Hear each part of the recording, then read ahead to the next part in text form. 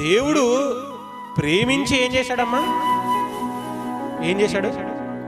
యేసుక్రీస్తుని అనుగ్రహించాడు. దేన్ని ప్రేమించాడు? లోకమనంటే మనల్ని. లోకమంటే మనల్ని మనల్ని ప్రేమించాడంట. ఎలాంటి మనల్ని? ఇక్కడ ఇది కూడా గుర్తుపెట్టుకోండి. ఎలాంటి మనల్ని? ప్రారంభం నుండి ఆలోచించండి పరిస్థితులు. అప్పుడు కానీ మనకి బాధ అర్థం కాదు. ఎన్నో ఆశలతో ఒక మనిషిని తయారు చేసుకున్నాడు భూమి మీద. తాను పుట్టక ముందే తనకు కావలసినవేవో ప్రతీదీ తయారు చేసుకుని పెట్టుకున్నాడు ముందే. ఒక తండ్రి భూమి మీద, ఒక మంచి తండ్రి ఏ విధంగా అయితే ఆలోచిస్తాడో ఆ విధంగా ఒక తండ్రి స్థానంలో ఉండి కొడుక్కి ఇవన్నీ చేసుకుంటూ వచ్చాడు ఆయన. దేవుడుగా ఆయన ఏ పని చేయలేదు కాబట్టే దేవుడుగా ప్రకృతిని చేశాడు. తండ్రిగా మనిషిని తన చేతులతో దిగి మరీ చేశాడు. అర్థమవుతుందా?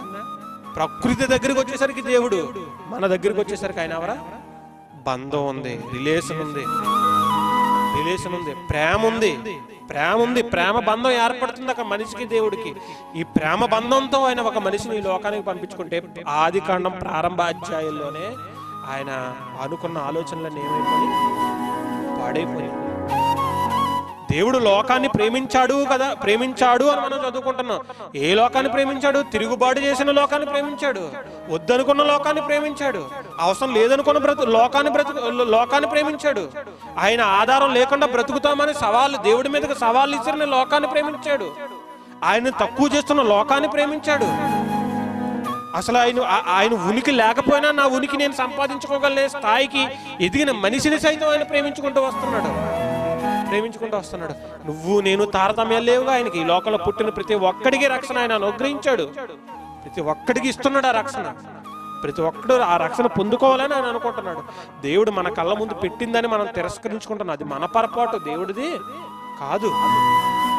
అందుకే దేవుడు లోకాన్ని ప్రేమించాడంటే దేన్ని ప్రేమించాడమ్మా? తిరుగుబాటు చేసిన లోకాన్ని ప్రేమించాడు. దేవుడు వద్దనుకుంటున్న లోకాలను ప్రేమిస్తున్నాడు. మనం ఒక మాట అంటేనే ఒక మనిషిని మనం ప్రేమించలేమండి.